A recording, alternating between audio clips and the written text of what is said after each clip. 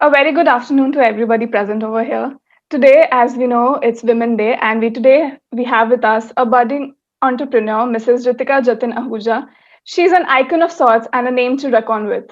An avid collector of exotic miniature perfumes since childhood, which she cultivated as a hobby and a passion, has seen her as a proud owner of 563 scented bottles and has been awarded the Certificate of Excellence by the Golden Book of World Records for the same. Thank you, ma'am, for joining us. This has been a dream come true for me for interviewing you. And we have a set of questions prepared for you, and I just want you to answer a few of them for us and our audience, of course. So, ma'am, what do you suggest the younger generation who are often in a dilemma to choose between something which is the passion or the career, especially girls of my age who actually want to follow the passion, but we need to do something which can give us a proper job? So, what do you suggest to them? So, I feel whatever you do in life, it's very important that you're fond of it. Otherwise, the sustainability of the career will never be there.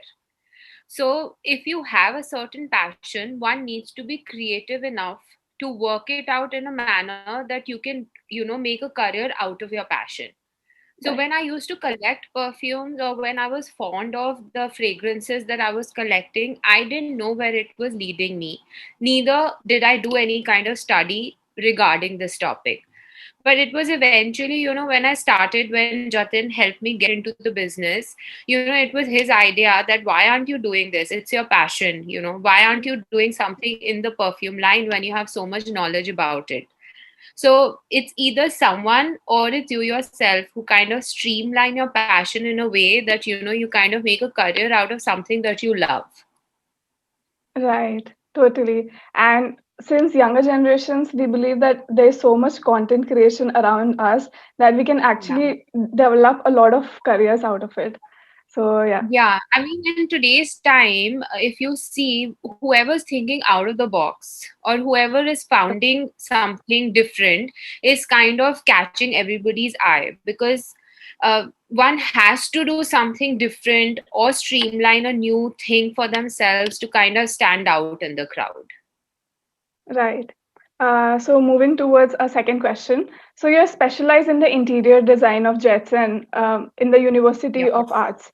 So, Yeah. like, how was your experience there in London? What was that one experience that changed your life there? So, I mean, for a lot of people, schooling is like the best time in life. But I tell everyone I come across that my 3 years in London were the best time of my life ever. I mean, London gave me a personality. I was a girl who went from here to study, someone who was always sheltered by the parents. When and it was something that I really wanted to do. I wanted to get out of that shell. Though it was like a fight I had to put out in front of my parents, but I did it. And it was like I was just out there on my own. And that's when my actual personality came out when I was on my own, walking to the tube stations or taking a bus, going to the college, actually like picking those heavy folder files on my shoulder, running here and there, trying to do all that carpentry job and trying to get like submissions on time.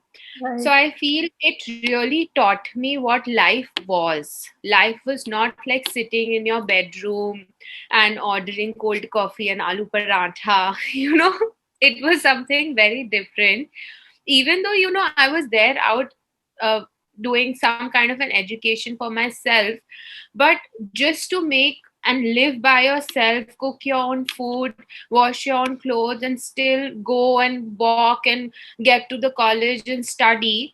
I mean, that was like a whole new experience for me altogether. So it really taught me, like, I think that was the basis of hard work. Like, I really realized that it's not easy to be out there in the world on your own. True. So true. Yeah. Yeah. Especially college life does change a lot. Like I have been from a small town girl, and when I go to college, you meet such a variety of people and such amazing people that you learn so much from them.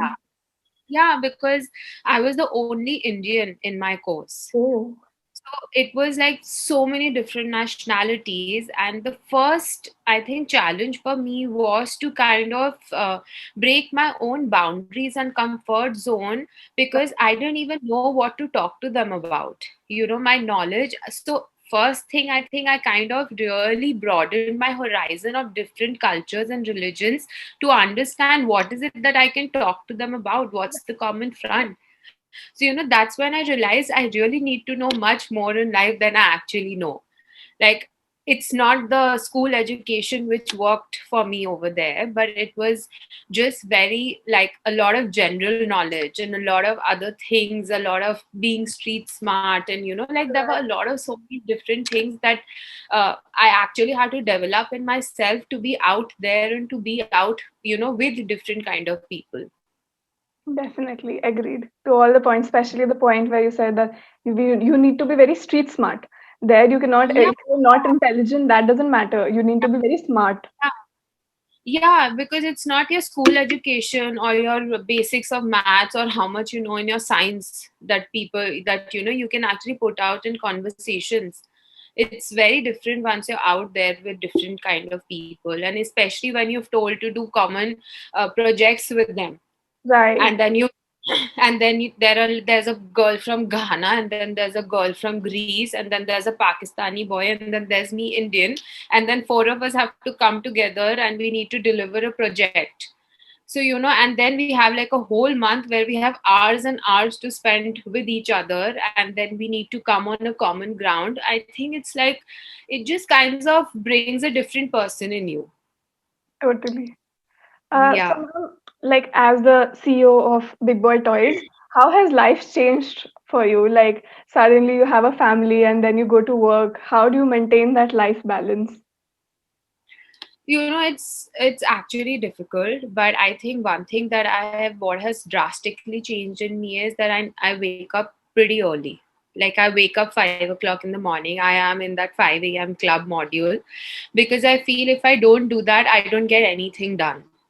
So by the time my kids wake up, by the time everybody else is waking up in the house, most of my basic housework, most of my taking care of the things that I need to do for myself is already done. So Okay. then once they wake up, it's like taking care of them, giving them breakfast, and then just moving out of the house and managing the outside world. So the only way I can get things done is if I'm waking up 3 hours before my house wakes up.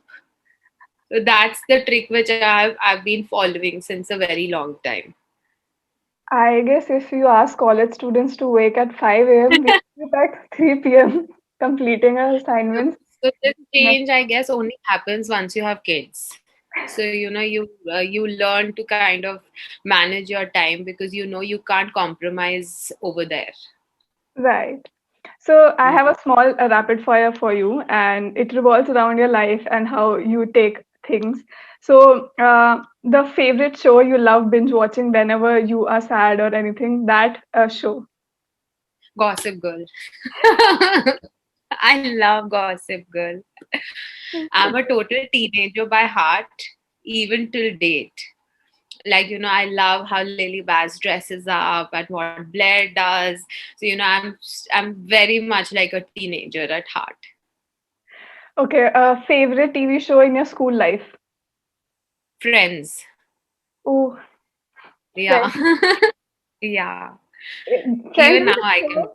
Yeah, Friends is a show which actually everyone dreamt of when they wanted Oh, to that get into college. also, there was a really funny show which used to come dubbed. It was I Dream of Genie. I Okay. don't know if how, yeah, and it used to come as a dubbed version, so I used to love watching that. And I actually used to believe there's a genie who comes out of a bottle, and she just kind of makes all your wishes come true. So you're more of Monica, Phoebe, or Rachel? Rachel, I love shopping. Only because of that. But in terms of foodie, yes, Monica.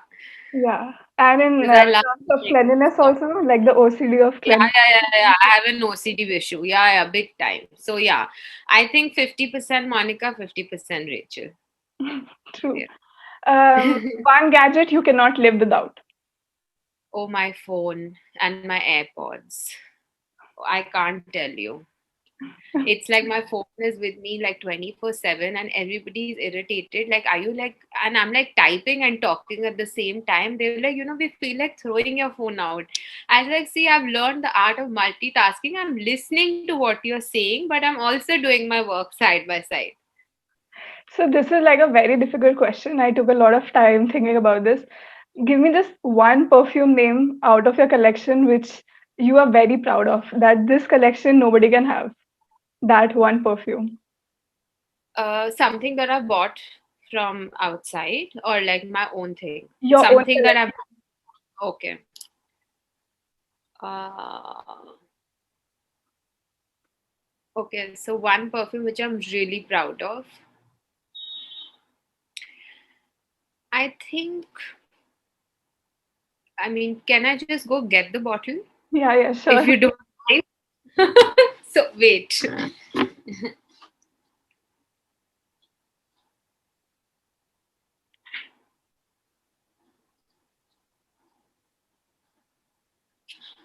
So, the reason I got the bottle is because I don't want people to think I'm just making up the name. So, this is an oud for greatness. Okay.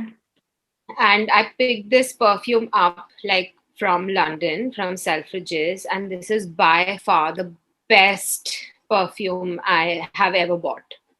It's Okay. like my favorite.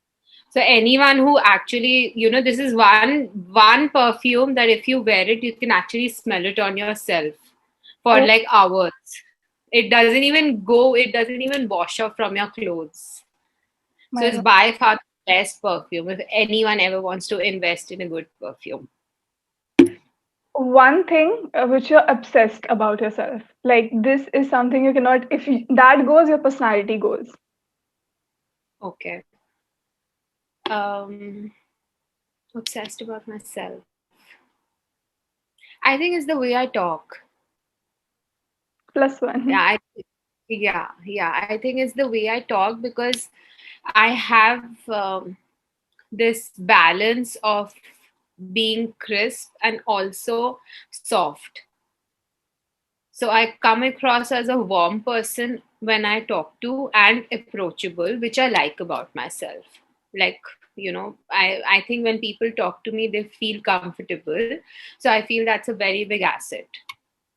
Right, totally. And like the moment you came on the video call, it was so comfortable talking to you. So I guess that is a trait everybody should know about. One thing you want people to leave, like since it's Women's Day, one orthodox thought you want people to just stop it. Yeah, I think one of the biggest orthodox thoughts is, nazar lagna. Right, Everyone in our society uses this phrase, I think, way too much. But I think it's your own scare in your own mind which one needs to deal with. Any small bad thing also happens na, health wise or any other ways also. Everyone's like, अरे यार नजर लग गई तुझे तो उसकी नजर लग गई ये हो गया. I feel that one should grow out of it now. It's like, take credit for whatever good and bad is happening in your life, and things happen. So, one should stop this orthodox thinking of nazar lag gayi ya usne kuch kar diya ya ye ho gaya. I think we all should stop and get out of this cocoon now. totally. And it's sometimes so funny as well. So like whenever anybody sneezes, then that's a problem. So a person cannot stop to sneeze. Yeah. So I think these little small things, one must grow out of it now and, move forward in life from these little, uh, these Yeah, yeah. thoughts come into our mind. Yeah.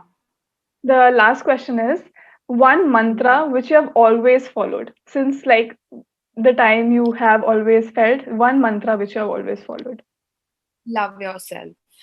I think is the most important thing in the world. Only if you can love yourself the maximum, you would have love to give to your family, to others, even your colleagues. You'll be much more happier person because if we as a person, we as a woman are contented first, and we give ourselves that kind of, that love that we want other people or our partner to give us. If we are contented from ourselves, you would automatically attract it from your environment. You won't even crave for it, but it would automatically come to you. So Right. I think before expecting that from others and your partner or your family or children, do it for yourself first. And if you're actually, kind of able to love yourself and give yourself a priority, I'm sure everybody else would make you a priority also. True. Very true. So that's always been my mantra, that love yourself. If you have ability to love yourself first. That's even my WhatsApp status since many years. Perfect. So yeah, the most important thing. One thing which, on a personal level, I want to ask you that when the people who cannot love themselves, okay, there are insecurities. Then, was Yeah. there a time in London or in your college life when you felt insecure about anything, and how did you come across with that thing? Because it is really difficult when you're insecure Yeah. about anything in your body, Yeah, so I outward still person. remember. Yeah, so in my third year, I was finding it very, very difficult to cope up with the projects. Okay. And I got highly insecure about, oh my God, what's going to happen if I don't end up delivering Hmm. the kind of submission that I need to do? What if I fail? And then I don't want to repeat a semester, because over there it's very common for your tutors to say, oh, you're not able to do it this term, do another semester. It's easy for them to roll it over like another 4 months or a 6 months, because Hmm. it's a common scenario there. People take breaks and then they come back. They understand if you're feeling stressful, you take a. But in India, you are in a timeline. You've gone for a 3 year course, so you finish a course in 3 years and come back. Why are you there for another 6 months? So I got so insecure in my last year that, oh my God, I think I'm going to flunk. My tutor is going to tell me to stay for another 6 months. What am I going to tell my parents? So that I got so fearful and so insecure that I think in that fear my creativity only stopped working, Right. because I was not believing in myself. And if you're in a creative field and if you have to, create something and present, it's not like I had to give a written exam. It was all about creating or designing. My mind stopped working for like a whole month because of my own fear. But then I think the only person who could help me out was myself. Right. I had to talk myself out. I had to calm myself down. I think it took me long walks in the park and lots of time around the fountains to, make me realize that, you can do this. You've gone so far. Then why are you like doubting your own ability to achieve something in life? But then it all got fine. Totally. Yeah. Ma'am, when you came back to India and then you got married and then you began working as in Big Boy Toys, so there is this thing that being a woman is difficult, but being a Mhm. woman in a leadership role, it's much difficult. Okay, and especially in India. So Yeah. how did you dealt with that? So, initially when I joined, I won't lie to you, there were people who, were kind of waiting for me to fail. They were just seeing, oh, आई हैं बाहर से देखते हैं क्या करेंगी. Right, I could, though people won't say it onto my face, but you could totally gauge onto the energy that they gave you. And of course, even when you ask them too many questions, they won't answer you properly. right, But then, but as I said, my strongest point was the way I communicated. So I also feel communication can really break barriers. So the people who were giving me, who were really waiting for me to do a disaster, I communicated the most with them only, to right. understand that where is their knowledge and where is their experience coming from. And I kind of, changed the tables by asking them to teach me things. Right. So, I just kind of told them, oh, oh yeah, I don't know anything, and you are so experienced. So why don't you only teach me how to do things? So, I just kind of got people on my side of the table rather than trying to prove my superiority over them. So, I think that was just a big boss move. There's this one quote whenever I go to my grandma's house in Punjab. She tells me ki be so good to people who are not good to you that the inner guilt doesn't allow them to be bad with you. So this is Yeah. one thing which I've learned from her, that never be bad to anybody. So in turn, Yeah. they cannot be bad with you. Yeah. One doesn't have to be bad with anyone. One just needs to be smarter. Right. You know, yeah. You just need to be smarter and smarter in a way that put them on a pedestal and ask them only. If you are writing a book on yourself, what's the Hmm. title of your autobiography? Wow. I think I really don't know, but there are many. See, I'm a simple person, but I Hmm. have a lot of stories to tell. So Okay. I'm like I have. It's a simple journey for me, but with lots of interesting stories. So I don't know. It's a roller coaster ride for me as well, but with lots of interesting small stories in it. Yeah. So, do you have one, like you may have many, but do you have one specific success story that after that you just felt that, okay, now I can just name myself that I've become something. I've just crossed that milestone which I wanted to become. So, when I launched my first BBT perfume, that was a very big milestone for me. It almost took us a year for the final product to be out there, and also the first day when we were taking pre-bookings for it, and perfume, which is an aspirational product because no one would buy a perfume without actually smelling it. Right. But on pre-booking, when we got like 1,000 plus orders, it was like a win-win situation for me that yes, I've kind of achieved. It's my first product, it's my baby product. And 6 months we literally did the research on how the perfume has to be made and manufactured, and 6 months to actual product in front of us. So it was a very, very big deal and a very high moment for me. Right. Um, Mhm. just, I guess this would be the last question also. How did you manage things in COVID? How was lockdown with you? Because it did took a deep dig on a lot of mental health problems, and people actually came across that, okay, this is actually a real thing, mental health. So how was it? So no, so for me, I really loved my time. In fact, for a very long time, I was not getting time for myself. And it was 2020 has been a total makeover year for me. I don't know, people who know me before and who know me now, I've lost a lot of weight in this year, and I'm feeling like all the baby weight and everything I was struggling with. I learned cycling for the first time in my life. Wow. I was cooking left, right, and center. We were baking. Me and my daughter were baking, and we were like, there was so much time me and Jatin were spending with each other. So it was something like we needed that little halt in our life because there was no time that I was getting for myself, or I was not getting enough time to spend with my children. By Right. the time I would come back home, they would be so tired. And like something, we were always on a roll. So it really was a makeover year for me, and really feel that it was a blessing in disguise for some time. So it did not affect me. And also I feel that how things affect you also depends on how you take it.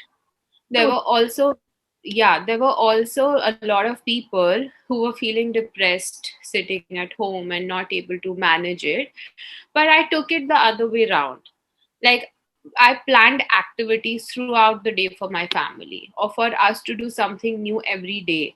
So, as they say, because it's Women's Day also today, that women have that kind of power in them to pull the entire household along with them. So, me being the core person in the house, how I feel and how my energies are automatically affects all the family members around me. So I kind of took it as a challenge that every day my children need to learn something new, or we as a family need to do something interesting. So I used to plan everything in advance for all of us. Then listening to this lockdown story, this has been the most interesting story I've heard. Every day the kids get to learn Yeah, something new. They'll never I'm get going bored. to I'm going to show you the difference that happened. So I don't know. So can you see this? Yes, just tilt it over here a little bit. Yeah. Right. Oh my God. It's a Yeah. So this is my 2020 story. This can be like a whole chapter in right. my this can be a whole chapter in my book. If you can blog about this, there are so many women out there who will be so encouraged about it because it's So not. I'm very open on my Instagram. So there are a lot of women who have been messaging me to help Mm, them out and to tell them. And I think most of the women don't need those diets. I mm, think most of the women are looking for, motivation. They're looking for someone to kind of help them, give that confidence that no, you can do it. right, So like I'm always on my Instagram, kind of counseling women from different parts of the world, telling them, you know what, you have it in you and you can do it. right. Because I think they're kind of lacking that confidence from their own homes. And it's So not about a thin body or another body. yeah, It's just about how confident you are in your body. Maybe you are thin, maybe you're definitely. not. Yeah, it's about whatever makes you happy, na. It's not even about confidence. Like even when I was fatter, I was still happier. Right, But now that I've done this, I'm more happy. So it's about, again, I would say it's all about how you take things in your life, how you what you want to do, and at the end of the day, it's all about what makes you happy. So true. it's self-love. If you Plus, have the ability to love yourself first, be happy. That's it. right. Yeah. Last question for all our audience. One thing which you want to tell to all the girls out there, Women's Day, anything they Yeah. need to know. No, so being a woman is, of course, the most priceless gift we have gotten from God. I think these different dimensions that come to us being a woman is the most blissful and like the biggest blessing. Being getting pregnant, being a mother, nurturing your family, taking care of your own house, as when you're a student, taking care of your mother, father, or playing different roles of a sister, daughter. I think it's a very, very beautiful gift that being a woman that we get from God. And there are different times in a woman's life where they feel very burdened and they feel very, not up to the mark, or they feel that they've not been treated right. But again, I would tell everyone that have confidence in yourself, fight your own battles with confidence, because there's nothing in life that anybody can stop you from if you have made up your mind to do something in life. So the battles are always within your own mind. It's never with the society or never with the person. So always tell your own self that you are worth $1 million, $1 million, and you can do whatever you think. And don't let anyone or anything ever stop you in life. Right, totally. I just remember one thing which my dad was telling me in the morning. There are girls who say that my father raised me like a son. I guess that entire quote is wrong. You should be like, my father raised me like a daughter he always wanted to have, because Yeah, yeah. daughters I do have totally a agree. blessing. So I'm an only child Okay, of my parents. So when I said that it was a battle I fought with them that I want to go, it's because, not that they didn't want to send me because I was a girl, but because I was an only child and they thought that they would get lonely. So, right, otherwise, they have always let me be. They've always given me that confidence that, yes, whatever you want to do, you go out and do it. It was never like a question mark on if I'm thinking right or wrong, because they always let me make my own mistakes. Similarly, my husband is the same. Touch wood. Like I can feel the same way with Jatin. He's like, I'm not going to babysit you. You come, you work, make your own mistakes, learn from your own mistakes. I am always there to help you out wherever you need me. I'm always there. He's always like the big support system. But they let me do do things, and they let me be. And the moment they feel ki ha theek hai, you're not doing it right, then they kind of hold my grip and be like, you can do it this way better. So That's like a perfect partner trait because they let you do everything and they're standing beside you thinking what she's doing. And then the moment you just think you're messing yeah, up, they come and protect you. That's like the yeah, perfect yeah. partner Jatin, even if I'll ask him for advice, he'll be like, "Why you asking me? Do it, na. Just do whatever you think is right. Just do it." So I'm like, okay, fine. So initially, I used to feel he's not like telling me anything, but then I realized his point of view. trait. And that's how you're going to learn. So they Right. don't want to babysit you and shelter you and everything. So they just let you be, and they make let you learn things on your own terms.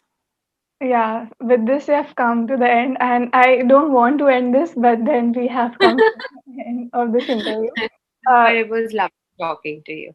Thank you, ma'am.